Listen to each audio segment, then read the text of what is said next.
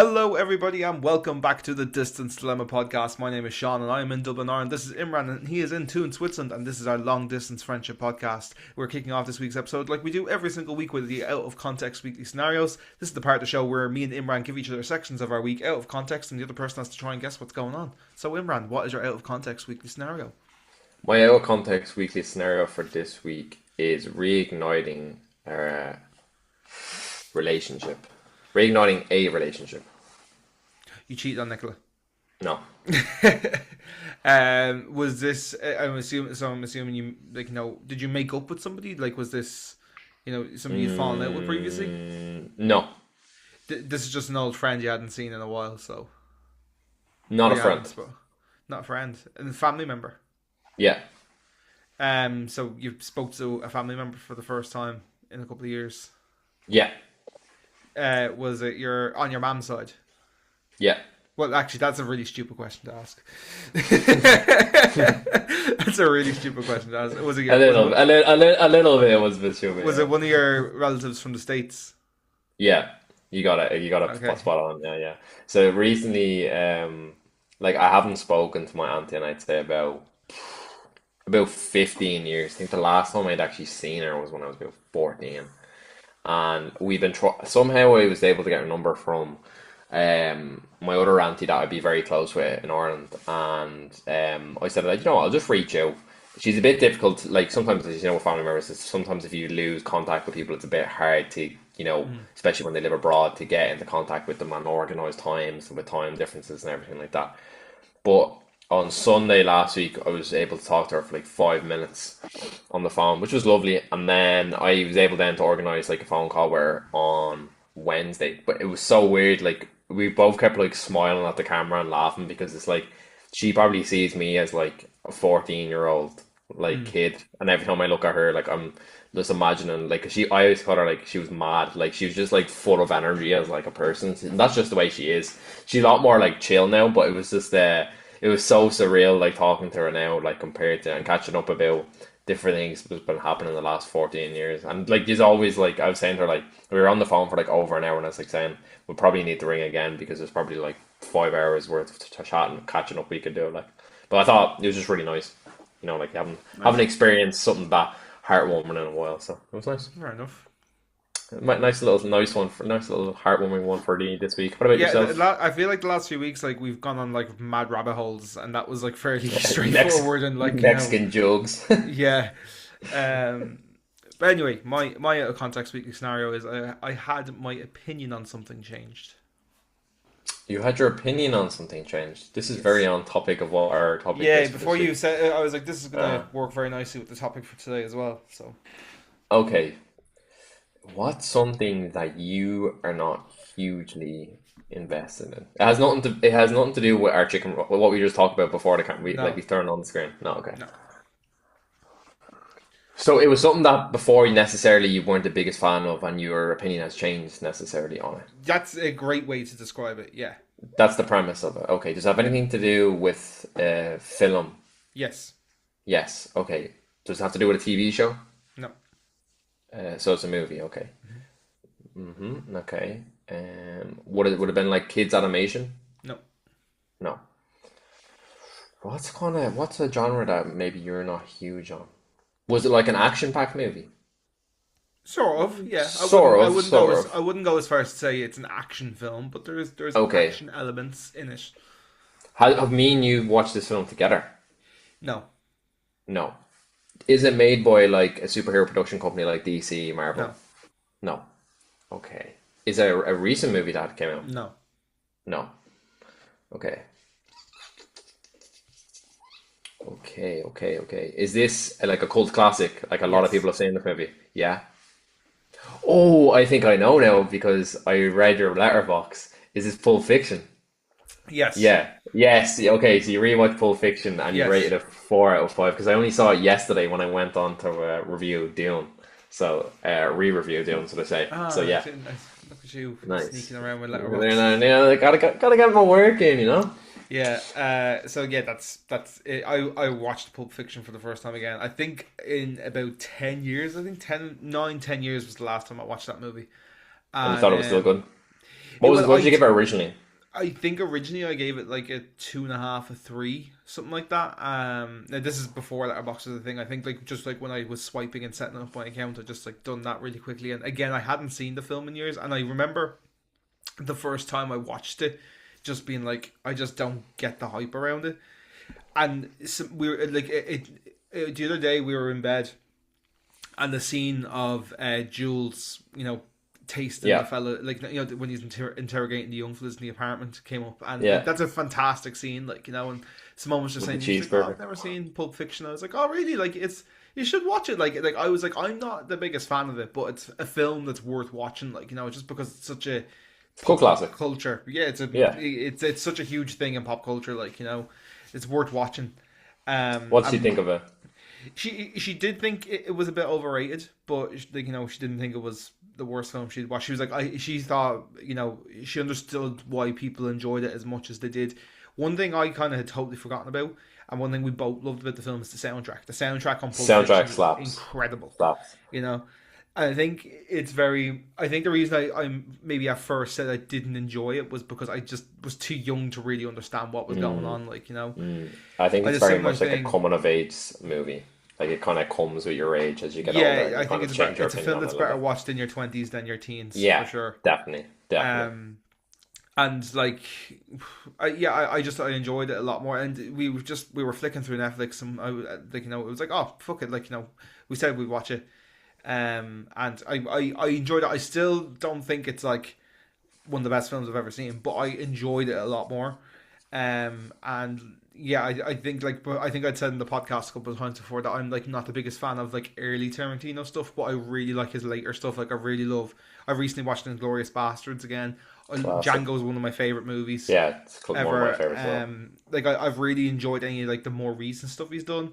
But I think because I watched like Reservoir Dogs and Pulp Fiction and Kill Bill like super like early into getting into movies, and I didn't understand them, so I Yeah, think I might try and like revisit a couple of his movies and just form an adult opinion. I had a similar thing happen to me with The Wolf of Wall Street. I think I got a lot of shit for this in school. I hated The Wolf of Wall Street when it first came out, okay.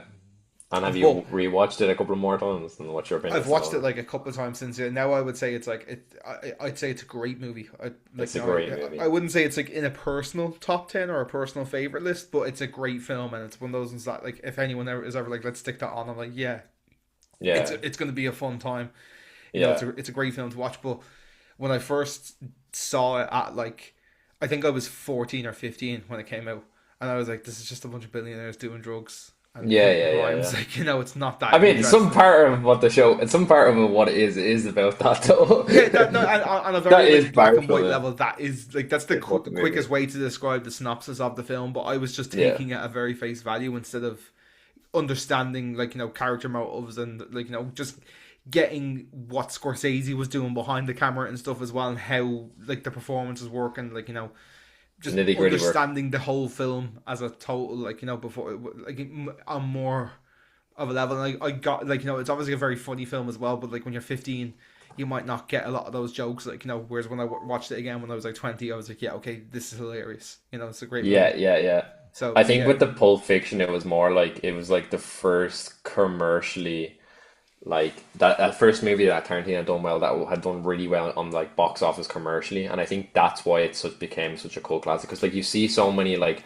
advertisements and posters and like the soundtrack on vinyls now being published, and like it's so iconic in like the limelight. Like when I think of a Tarantino movie, like the first two movies I would go to, like besides Django Unchained being one of my favorites, would be like Pulp Fiction and then Kill Bill, like because it just had so much commercial success in terms of like merchandise and advertisement. I think a lot of people, when I say Tarantino, they're probably the first movie, too few movies that come to them.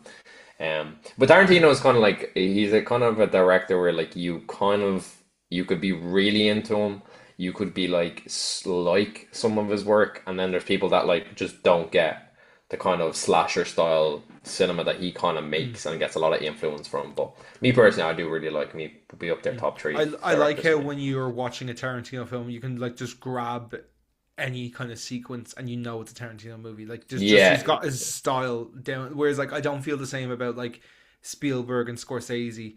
Like No, he's one of the he few directors out there, like Wes Anderson, Wes Baz Anderson. I was about to Luhrmann. say, yeah, Baz Luhrmann's like that as well. You've got Tim Burton as well. Like when you watch one of their films, you can tell who made this film before you before you even press play. Like you could probably take a screenshot of a random point in the film. You can probably know who directed the movie. Based yeah. on just That's the why aesthetic and how they use the movie. intentional filmmaking is really cool. I think, like in that kind of aspect, like you were saying there, like the aesthetic builds so much for a movie that you're able Mm. to tell as like a viewer, like, okay, that's the person who made that kind of movie. It's kind of like the same with Christopher Nolan as well. Like you Mm. just know there's going to be some twist in the tale. Yeah, like I think it's funny because like no, like obviously like Tim Burton is quite known for like his cartoonish elements, and Wes Anderson has got like a real kind of quirky vibe. And I think if you were to describe Nolan's aesthetic, it would be cinema.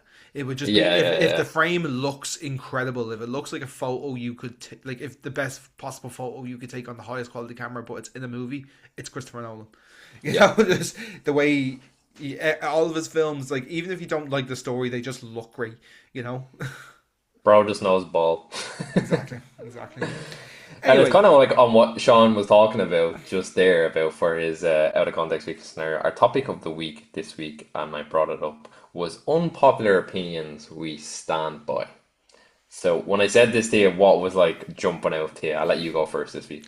um, I don't know. Like, I think the first thing that kind of comes to mind is food stuff, and then like Okay. I kind of just started trying to like spitball a few things because like when you said this to me, I was in the middle of making my breakfast.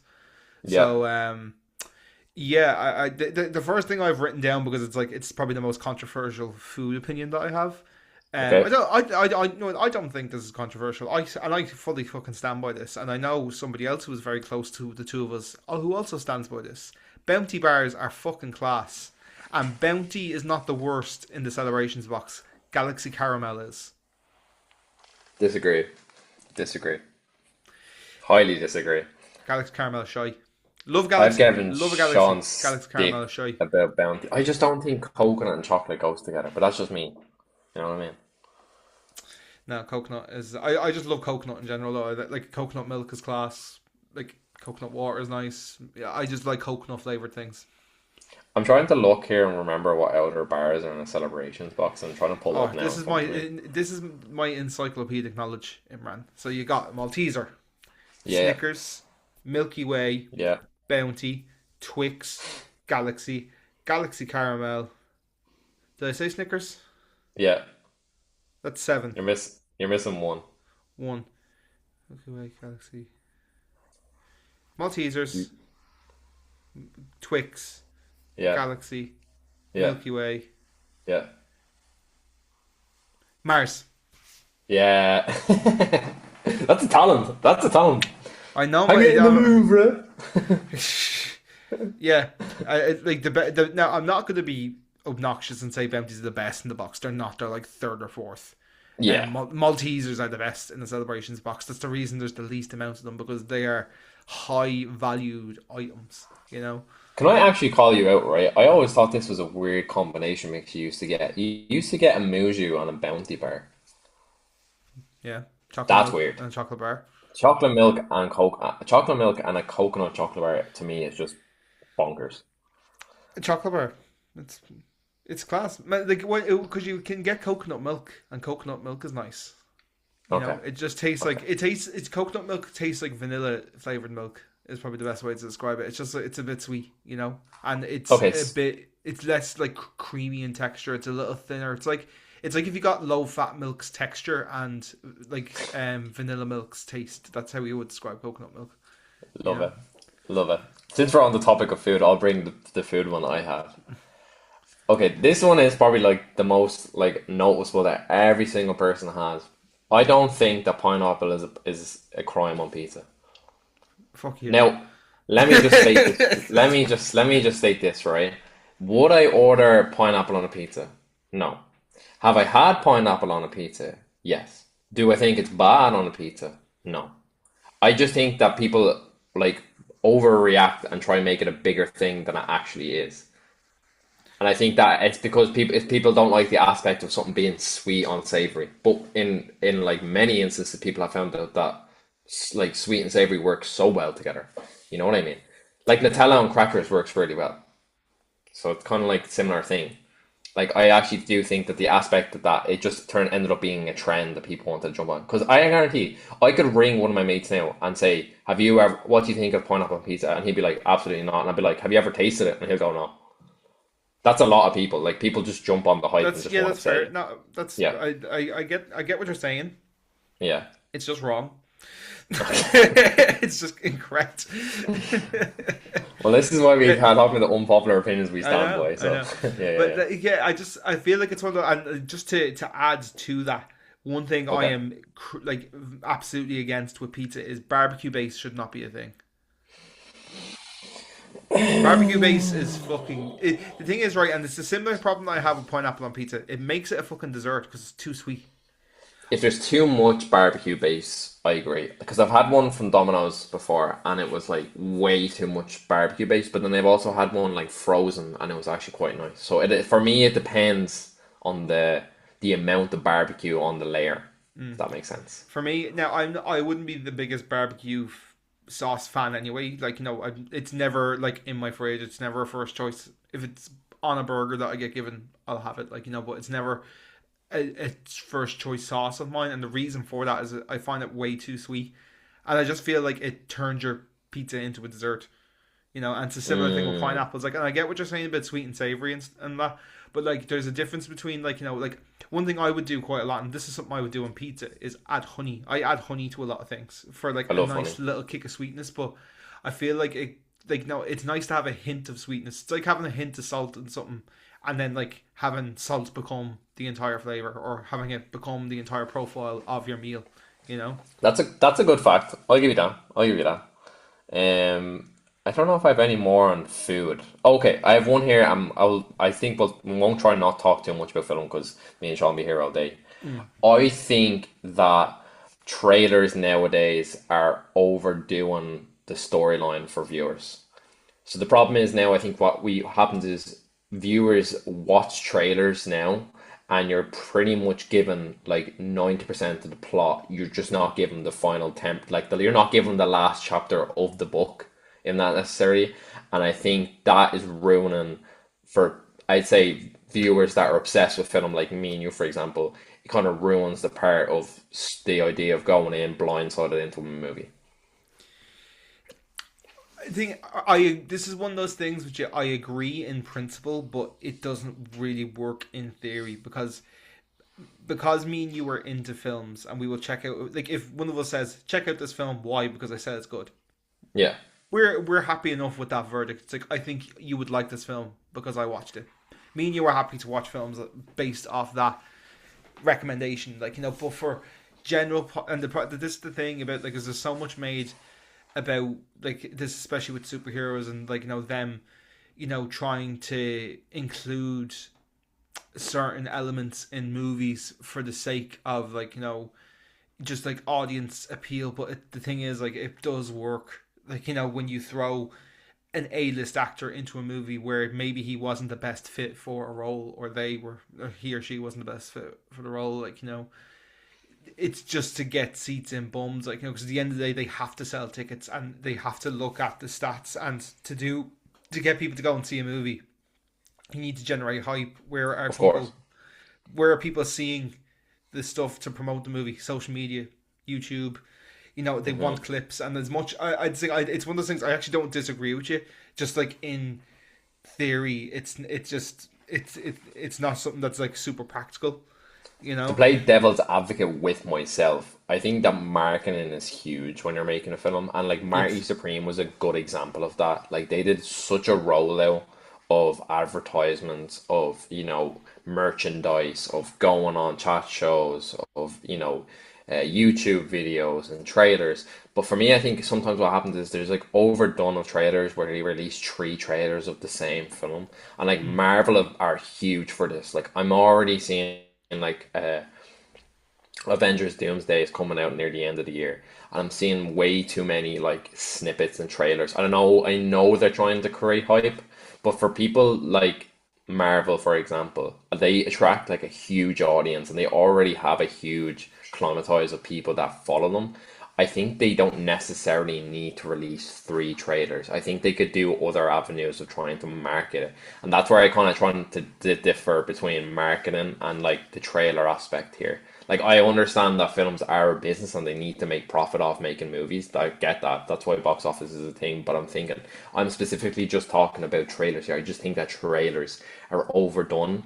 And the problem is now where our short temperament of brains, and people have came out and said this. I've seen it in interviews and podcasts that they're trying to dumb down films and just like TV shows of plots by telling you it during while you're watching, because a lot of people now they can't sit still and sit on their phone because they've short attention spans while watching movies. I mean, it is growing. It's a big issue within the film industry. Yeah, I think that was Ben Affleck or Matt Damon on Joe Yeah, Rogan or someone one of said those that, or podcasts yeah, recently that were saying that. Which I think it's a shame, really. yeah. That I mean, this is not across the board. This is just kind of averaging for like the how would you say, like the regular viewer. But this doesn't necessarily tend for people like myself or you who are fascinated and invested in like film and that kind of aspect of it. there's different films being made for different markets. Like like the Minecraft film wasn't made for me and you to go and see. It was made for kids to sell toys. Yeah, Like yeah, of like course. that's their core demographic. And then like when you look at the Marvel films, like I do feel that Avengers Endgame is probably the one movie in history that could have not gotten a trailer and probably still gotten the Yeah, return that I got at the box office. Like I actually was really expecting them not to release a trailer. They did only about a month before the film came out. And they obviously done their press junkets and stuff, and people went on Hot Ones, and they done their things with Joe.ie and Today FM and their and Hot Press and all the media outlets and stuff like. But yeah, I think that's the one film in history that probably could have gotten away with not doing a trailer, but unfortunately, in every other in like 99% of instances, like trailers are such a huge part of why people go to see a movie. Like even if it is like, and I know this like sounds bad, and I don't mean this from personal experience, but there is a lot of, I'm gonna say predominantly men who will go and see a film based on the looks of a female character in a movie. Like this isn't how I do it, but like I know there are men who are like that. Like like Sydney Sweeney. yeah, I can give you example. Like I know people who went to see the latest Sydney Sweeney movie just because Sydney Sweeney has huge knockers and they want to see those in the movie. Just watch Euphoria. I love the way breasts have become like a huge part of our show the past 3 weeks. Oh Last yeah, week it was Mexican jugs. The week before that, I think we talked about Sydney Sweeney, and now we're talking about her jugs again. let's go. Okay, what's another unpopular opinion do you have? Well, do you know what? Moving kind of nicely from what we were talking about there about like kind of social media having an impact on kind of Okay, cinema and stuff. I think social media is very boring. I say this as completely somebody agree. who works in social media as well. My day-to-day job being somebody who makes content, and even like with music and stuff. Like my 9 to 5, I make content. I, have to study algorithms. I have to, look into, like all these Trends different and things. Social media for the last few weeks has been so boring.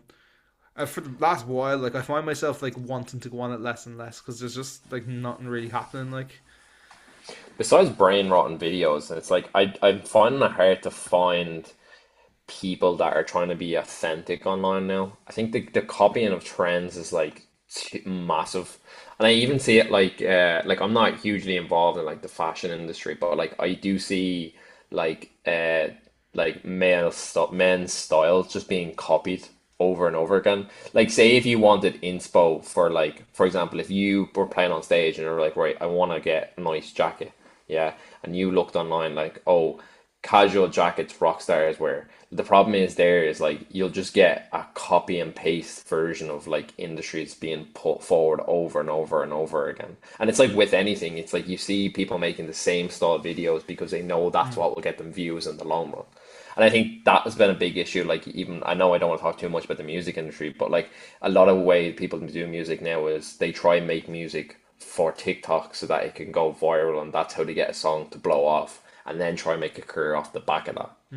yeah, Yeah. and like one thing I see constantly on TikTok because there's two reasons I get this content a lot. One because of I work kind of in this kind of market and social media role with my day job, and because I also make content and I publish stuff. I get a lot of like, here is the top 5 things you can do to grow your Instagram account. Here is, you should post this part of your song over and over again, hook, blah, blah, blah. Getting down to brass tacks, if your song is good, it will do well. I've seen terrible content, but songs blow up because the song is good. The art has to be good, and there's no like. I feel like it's like people are trying to like template content, and it can work in some instances because you obviously have trends and dances and stuff that come along, but for long term sustainable growth, it just doesn't work. Like it just simply doesn't. Like, and it's something that I really struggled with it for a while, like where like I was like, oh, I'm gonna try and like make a video every single day. I'm gonna try and post all the time, but then like you have to try. It's a balancing act of like you don't want to wreck people's heads as well by like being in front of their face, being all the time because you're gonna turn into a wrecking head. So for the content I make, I seriously just say, do I like this video? It's like with my song. I treat my content like I treat my songs. I write the song. I say, okay, do I like this song? Do I want to perform the song? Do I want to release the song? I do the same. I make videos all the time that I just don't publish because it's not good enough. I don't find it entertaining. I think I could do it better, so I'll reshoot the video. Lots of stuff like that. And I would recommend anybody and you should train. We spoke about this a few weeks ago, but train your algorithm to be productive for you. You can do that by just engaging in the right stuff and telling your algorithm that you're not interested in certain creators and stuff, because it's just so I'm just so sick of like top 5 hooks of 2022, or here's a song, this is a page for people who love Marvel, or this is a page for people who love to see how songs are made, and it's just them posting a clip from like the 90s. It's like, right, you're not showing me that in here. Like, this is something I've seen on YouTube 10 years ago. Like, It's overflow of copy and paste, and that's Yeah. the biggest issue now. It's like you're finding hard to find creatives who are like actually making content or like new things that are attracting things that I've never seen before, that you can take something from and be like, wow, that was actually really creative, or wow, that was really cool how they did that. I think kind of like going back to somewhat of a music one that I kind of had was like, I think that sometimes like vibes matter more than like lyrics in terms of some kind of music style. And like this is huge for me again in like rap industry.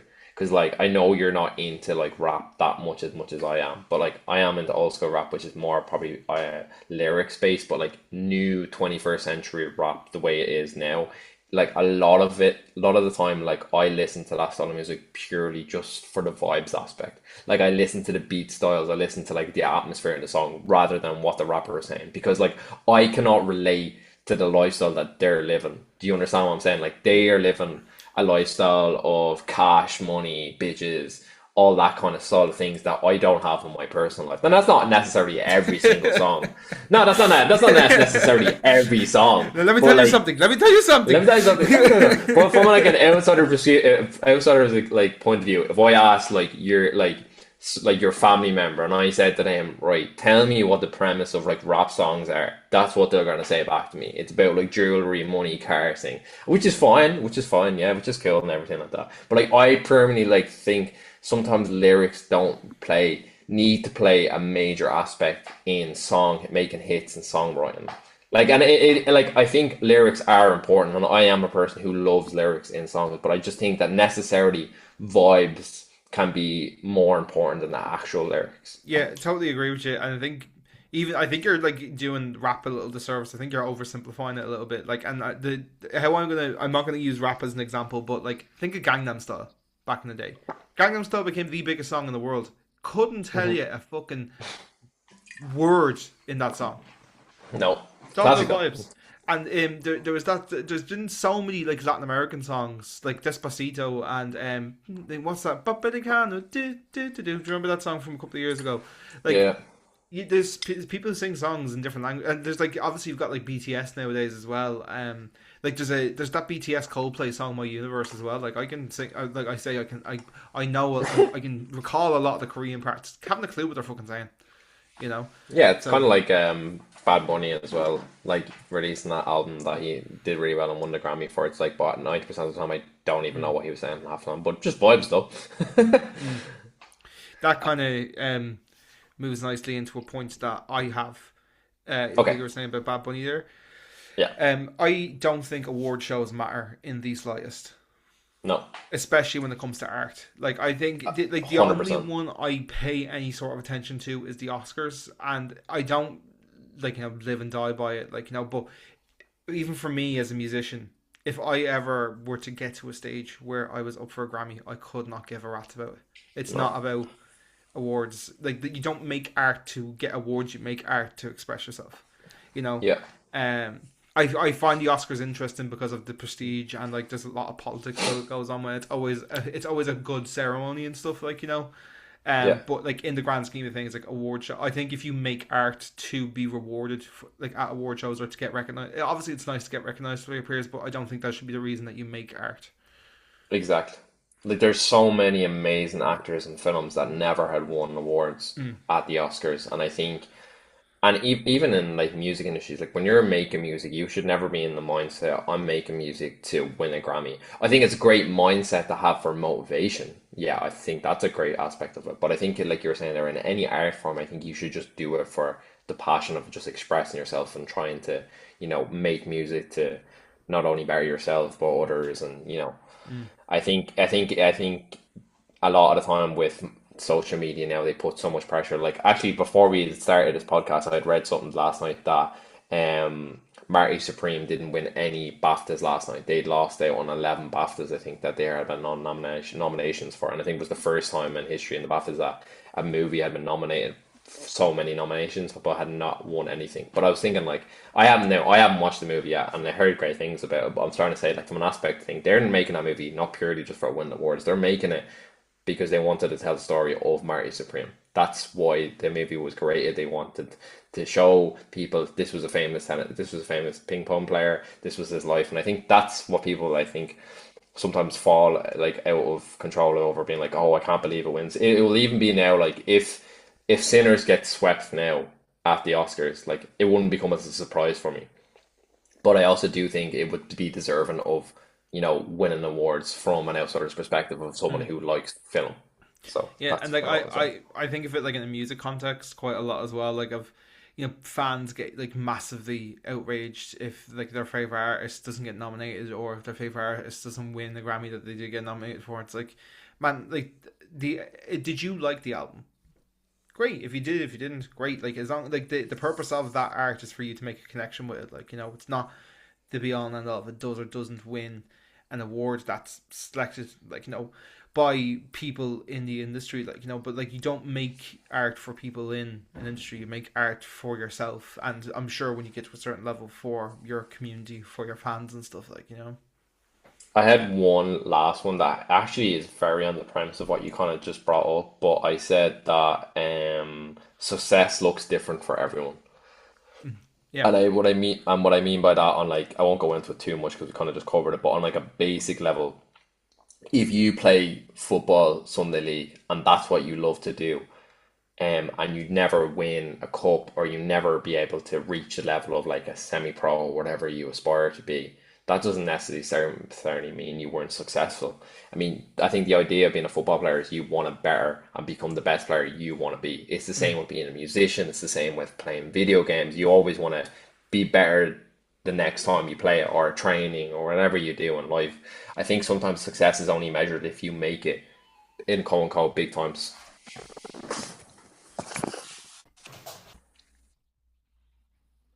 Yeah, and I think, like, success is measured on, like, such a different path compared to the others. I think because social media is such a big aspect now of what we do, I think it adds to the pressures of, like, whatever you publicize to, like, that's what you do. People expect, like, you to be the best at what you do in terms of, like, example, like I said there, like football, or like for you might be a good example, like you do music on social media, you're trying to publish yourself as a musician. So people will, like, look at him being like, okay, that's where he's at in his career. But, like, I'm sure you judge yourself in such a higher light, and in terms of, like, your success from when you first started, when you were in TY, to like where you are now, it's like only going up. And I think Mm. that's why I think it's important for people to feel when they are struggling in, like, an aspiration like that they're doing. I think it's good to always, like, look back and say, like, look where I was 4 years ago. I didn't expect to be here where I am now. So Mm. It's like it's all just about like just trying to do or be better than who you were or what you were yesterday. So yeah. Moving on to the next one I have here, and this this one might piss people off, but the Late Late Toy Show is for children, and if you're an adult who watches it without kids, you need a serious dose of cop on. For Um, anybody that doesn't know, I know a lot of people will know what the toy show is, but for anybody who doesn't know what the toy yeah. show is, Ireland's biggest chat show, and I think it's the longest running chat show in the world, basically has like a Christmas show once a year where they bring on a bunch of kids and they showcase like the newest and latest toys, and they like it's a very heartwarming kind of thing, like but it's like also synopsis. It's also like very common to see like Facebook moms dress their entire family up in Disney pajamas, and they're like, "Oh, we're watching the toy show, blah blah." Which is like, right, okay, grand, whatever. For me, it's a kids show. That is a Yeah. evening where the Late Late Show turns into a kids show, and if you are over the age of 12 and consume that like without being obliged to because there's kids in the room, you need to give your head a wobble. Can you imagine me texting you and being like, "Here, bro, I want to float over and watch the toy show"? Exactly. Two grown men sitting down with a few beers watching the toy show. Yeah, that's a bit weird. Like I would call the guards in that case. Luring your kids over to watch the toy show. Yeah, I Yeah. kind of agree with you there. Like it is obviously it has a huge success in Ireland, like you were saying earlier. Like, and it's probably one of the biggest days in terms of TV in Ireland. From anyone who doesn't know that. But like again, it's not made for the older generation. Okay, yeah, there is some adult innuendos made throughout the show to keep viewership up, but a lot of the time the show was premisely made for kids and Mm. the idea of new toys coming out and that kind of aspect of it. There is a thing on Twitter now every year where like people will go on and like like it's always a talking point on Twitter every year, but it's kind of like the show just like it will get bullied. Like people will just go on and like they'll say stuff. They're not bullying the kids, so to speak. Like but they'll make it like it'll be like an out of context thing every year, and like some kids will like go famous for 2 days on Twitter because of it. Like and that does be quite funny. But you can grasp the I haven't watched the toy show since I was 11 or 12. This thing isn't going on years. For anybody who doesn't know about the Lord toy show, it sounds really weird, but You could like go on the a lore rabbit behind it hole. is, yeah, it's a funny rabbit hole to go down if you have a spare 50 minutes to go onto YouTube. Um, but yeah, I feel it's like really weird for like if a couple like me and Simone who don't have kids, don't want kids, watched it, I would think it's really really weird. You know, Yeah, definitely. I like I think that get. there's so many like better shows as well, in my opinion. I don't know necessarily like Irish made, but I think there's like it's been going on so long now that I feel like it'll never stop the hype train. Mm. It's cool though. It's a cool aspect. Did you have any more? I think I'd ran out all my course of all the ones I had. I just had kind of two more general ones. Okay, Like bring these them in. aren't specific to an industry or an art form of any sorts. Voice notes are kind of annoying. Disagree. Disagree. Disagree. Why? I would say voice notes over text messages every day. I think text messages are annoying. Now, I'm not saying never use a voice note. That's not what I'm saying. But I'm saying like voice notes sometimes can be a bit inconvenient when like you need to when something is under time pressure and you need to kind of communicate something clearly. I think if you're having like a random waffle, it's a bit different. But then sometimes as well, like I know we do a podcast. I do a podcast once a week already. Some people are sending me fucking voice notes that are 7 minutes long, and then I'm like, all I'm remembering is whatever was in the last minute of that. Like whatever you said in minute one has gone out the window. Yeah, You know, I get that. like yeah. So I find like voice notes like that quite annoying. Like sometimes I get it. Like it's your hands are full, you want to send something off quick, but I find it much easier to like say like something needs to be talked about over text or whatever. Like I find it easier just to be like to segregate the text into like different paragraphs and be like, right, okay, here's point A, here's point B, here's point C, and you can like kind of separate them out. It makes the communication a lot clearer. But like sometimes your voice notes that are oh, and it's just full of fucking buffer, like and it's just yeah, and also like voice notes aren't always convenient to listen to as well because sometimes you're at a concert or you're in the car. No, sorry, you shouldn't be using your phone in the car. Full stop. Like, no, but sometimes like you're connected to a speaker, so you can't turn it on, and like they're not as convenient as people think they are. I find them slightly annoying. They're never my first choice of communication. I never start a conversation with a voice note. Okay, I agree with you on the premise of like if you need something quick, I don't think it's the way to go about it. But I would much prefer a voice note over a text message any day. But Same anyway, go here. on. What's your second one? What's your second My second one, a night in over a night out every day of the week. one? I completely agree with you. I'm not even gonna argue with all about that point. I think the ideal of comfortability in your own home is like one of the top 10 best films. Yeah, 100%. It's the thing, 100%. like I also understand that, like, we say this in a very privileged position as two guys that have their own places. Not everybody has that place. Like, no, a lot of No, people, especially who are trying to save up for mortgages, that are still living with their parents, they might say, I need to go on a night out because I need to get away from the house, because you'll get cabin fever living with, and like, you'll everybody will get on each other's heads if you're around each other too much. Totally guess, I totally understand that, and I'm not like speaking down on that, but yeah, just like in general, like, just sitting in your own house, enjoying your own company with your own friends. For me, I would much rather have like you and Nicola, Adam, Kelsey, and my friends over to the house, and we just sat around and had dinner, got a takeaway, watched the movie. I'd much rather that type of vibe than going out to a pub where it's loud and things can get really messy and you're paying a fortune for drinks and stuff as well. Like, it's just yeah, night in over a night out every day of the week for me. completely agree. I think it's time that we move on to our pop culture slash current affairs section. And I actually realized when we had started recording that we didn't have anything prepared. But as I am quick on my feet, I decided to pick up something that I remembered had happened last week, or it could have been 2 weeks ago now. An initial reaction to the Real Madrid versus Benfica game, and I'm actually surprised we never spoke about this because it was quite very topical on the This was point after we of recorded last week. yeah, This as hadn't for we happened. ever yeah, this hadn't happened yet. So last week Real Madrid played Benfica in Lisbon, and Madrid won the game 1-0 to a goal from Vinicius, of course. Anyway, he celebrated the goal, they say, on quote unquote excessively.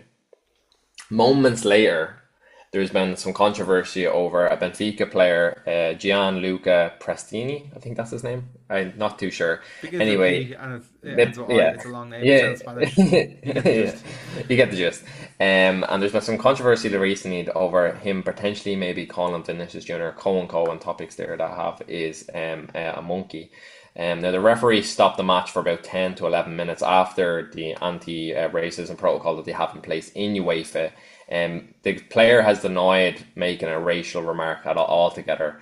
But the only thing is, if you've seen the clip, there has been an initial thing where the player takes his jersey and puts it over his mouth while claiming the excessive word to Vinicius Junior, and then from the video you see Vinicius running to the referee to state what has happened. I'm not sure yet what has happened. I know there has been a report sent in by Real Madrid to UEFA.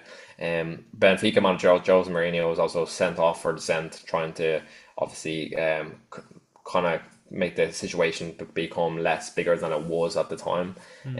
But I don't know what you kind of think about the whole situation. Do you think? And I mean, it is such a thing now that has come so common in the game, and I don't think there's ever a place for it. But I think the way the situation broke out online, I think was kind of horrible for Vinicius, and he has experienced that a lot over the past coming while with Real Madrid.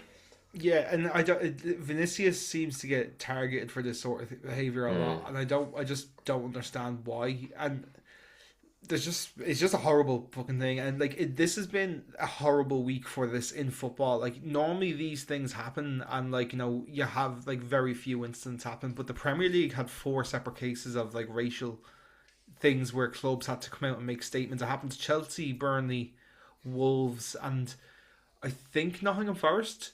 I'm pretty sure it could have been another team, but I know definitely Chelsea, Burnley, and Wolves had three players that were getting massive racial abuse targeted towards them. It was Wesley Fofana for Chelsea. Obviously, I'm a Chelsea fan, so I've seen quite a lot on the Chelsea side of things. I haven't seen much on the Wolves, Nottingham Forest, and Burnley and the things, but the context behind it was Wesley Fofana got given a red card. It was a very fucking stupid red card to pick up, and it cost Chelsea the game. went down to 10 men, conceded a goal late on because of it. Anyway, but people were sending him DMs, just calling him, the N word, sending them monkey emojis, just general, fucking horrible racist things. And it's just what actually I found really ironic about one of the people who had sent monkey slurs to Wesley Fofana had Reece James as his profile photo, which for anybody who doesn't know, Reece James is a black Chelsea player who is the captain of Chelsea, Mm. Um, it's just fucking, man, it's just childish. Like, I just don't understand why this is still a thing in the game. And I think, like, even worse than on UEFA, like, UEFA just need to, I don't know, like, I don't know the Benfica player's name, so I'm just going to call him Mr. PP because he's a fucking prick. Um, Mr. Peepee. you don't cover your mouth like that unless you know you're saying something you're not supposed to be saying. And he's trying to back up and say, oh, I called him a faggot, which, still isn't great. And you should, like, even if they say, right, okay, you called him a faggot and you didn't call him a monkey, you should still get a Also still a ban slur. for a year. For like, I really think they need to clamp down on this so hard. Like, I think they need to give the most like severe punishments. They obviously can't like cancel his contract and stuff, but they need to be handing out bans for a year because, like, you think the way they hand out bans for things like doping, like you look at Mikhailo Mudryk, who Paul Pogba. Paul Pogba, like players that got banned, and like I know again, I know a lot more about Mudryk's case because he's a Chelsea player. Mudryk Yeah. went on international duty with Ukraine. It's quite a commonly known thing.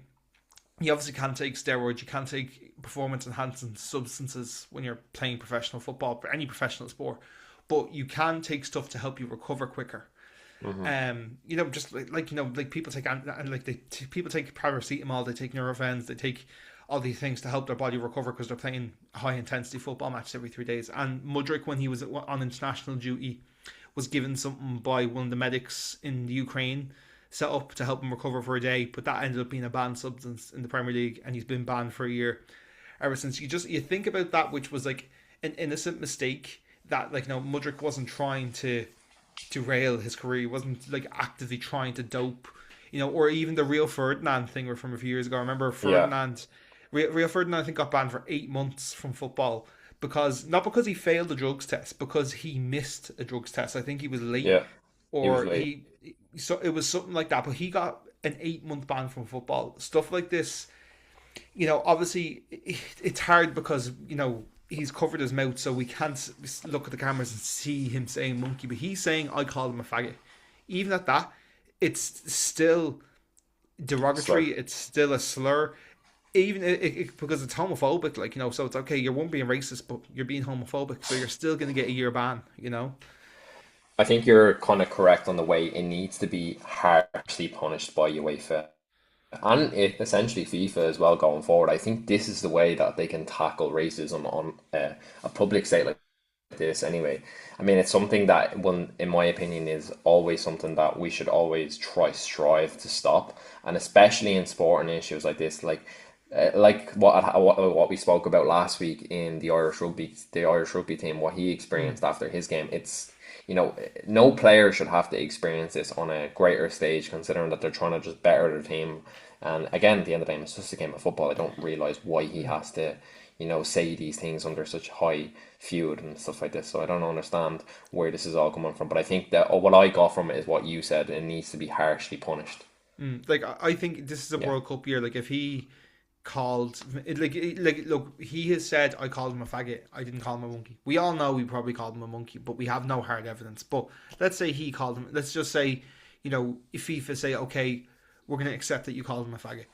You know, FIFA, it's a World Cup year. FIFA should step in and say, okay, because you did that, you cannot go to the World Cup because the World Cup is a world game. We want people from all different backgrounds. We want people of all different races, sexualities, whatever, to come and be part of the game. And we can't do that with you fucking being homophobic. When we all know it's racist, but like for some reason, and like it's crazy to see that in his head. He's like weighing up his options and being like, "Oh, it'd be better if I called him a faggot instead of calling him Yeah, calling them a monkey." It's like, oh, I'd rather be known as homophobic than racist. there's only so many issues as well that comes into play with this as well, because the World Cup is run under FIFA. It's like they can only probably ban him in the UEFA Champions League or give him a suspension for 10 games. But I'm just after reading here, the investigation is still going on. and he will be playing, or he is eligible to play in the second leg this week.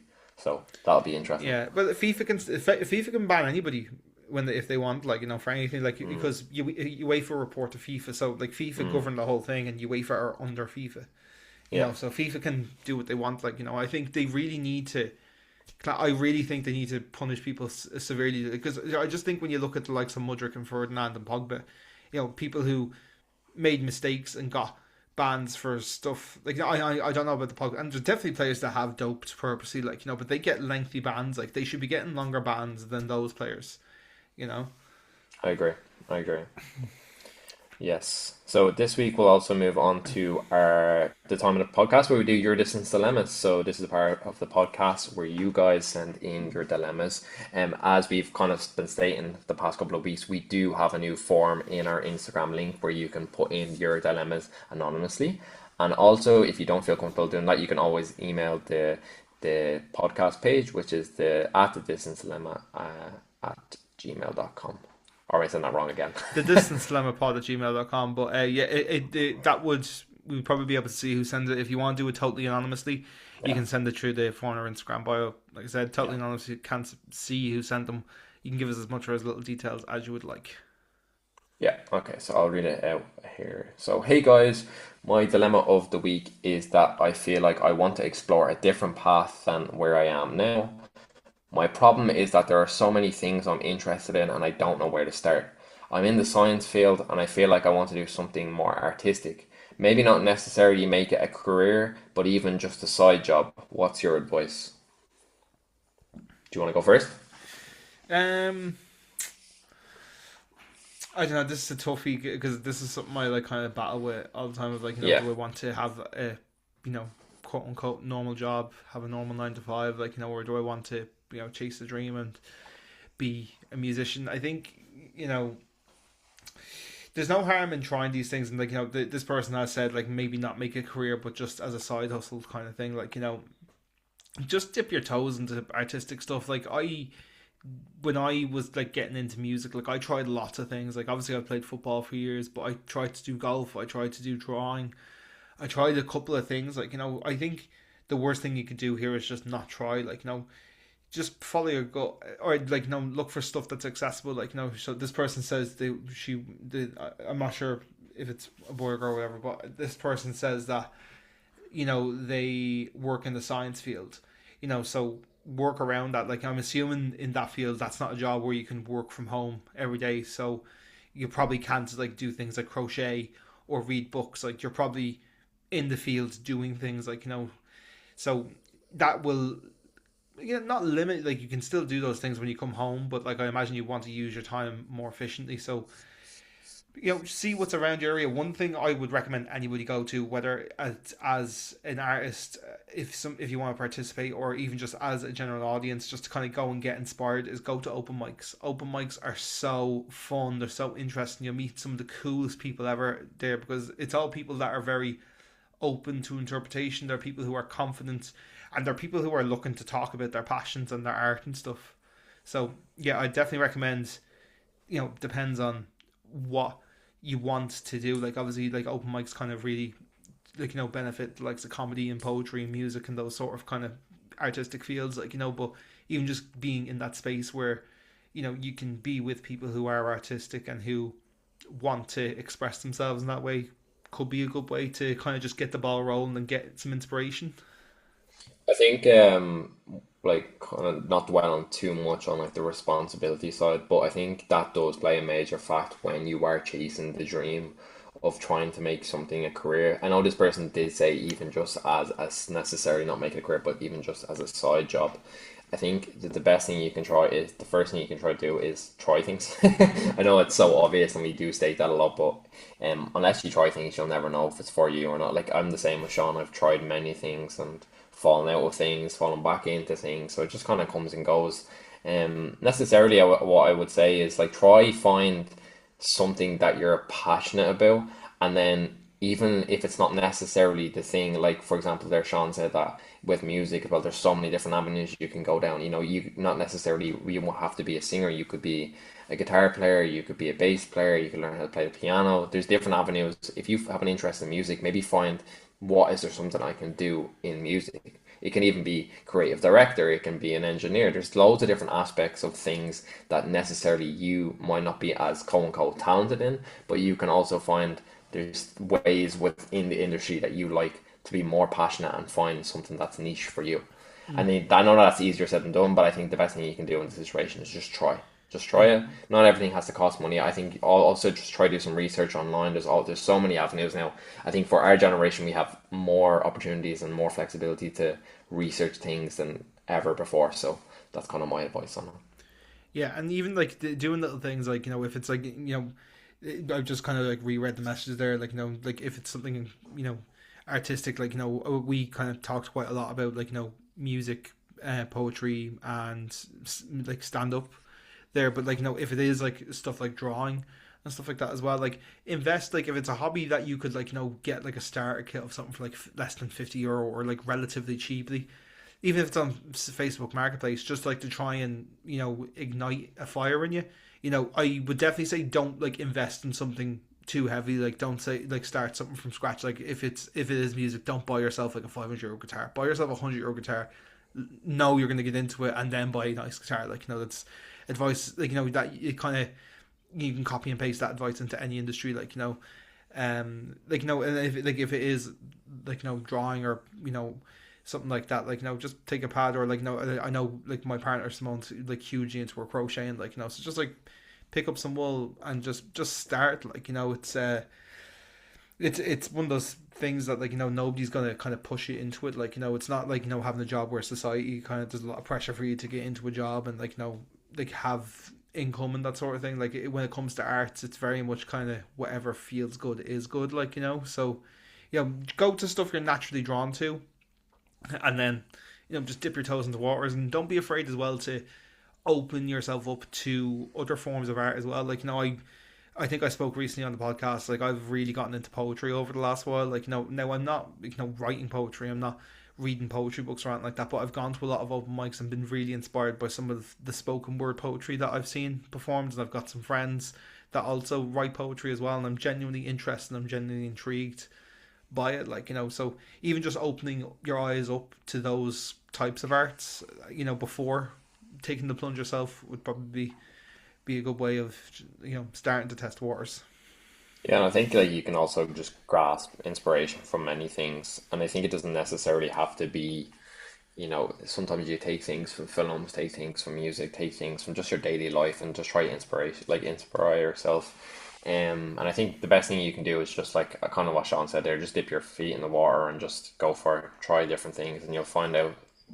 I think as well, I think a lot of people try to rush to find the thing that's for them. And I think like I've definitely fallen into that bracket. And I think what happens then is you end up picking up activities that necessarily you thought at the time you were really big into, but then when you look back and or when you kind of reflect on it, you're like, I actually wasn't that invested into it than I thought I was. But I think again, you'll never know unless you try. So I think that's my advice on this person. So thanks for sending them in. Thank you very much. Yeah, and guys, if you would like to send in your distance dilemma, please go to the link in our Instagram bio. You'll see a form there. It's a Google form sheet. Like we said, we cannot see who sends these in. We don't know anything about any of the submissions other than what you tell us. So yeah, if there's something you want us to talk about, if your boss is being a bitch, if you want to get something off your chest about your partner, if somebody on the bus threw a snack rocket across the bus and you just want to get it off your chest, please pop it into our form. Like you said, you can find it on the Instagram, or if you would like to email us about something in particular, or if you want us to talk about a particular topic as well, you can email us at thedistancelemmapod@gmail.com. You can also find that in our Instagram as well. Perfect. Yeah, I think that's probably the best place to wrap things up this week. So guys, thank you very much for tuning in to episode number 54 of The Distance Dilemma. My name is Shaun, I'm in Dublin, Ireland. This has been Imran, he is in Thun, Switzerland, and this has been our Long Distance Friendship Podcast. We will be back again next week, Monday, 6 a.m. Irish time, 7 a.m. Central European time. Until then guys, thank you very much, and we will chat to you again next week.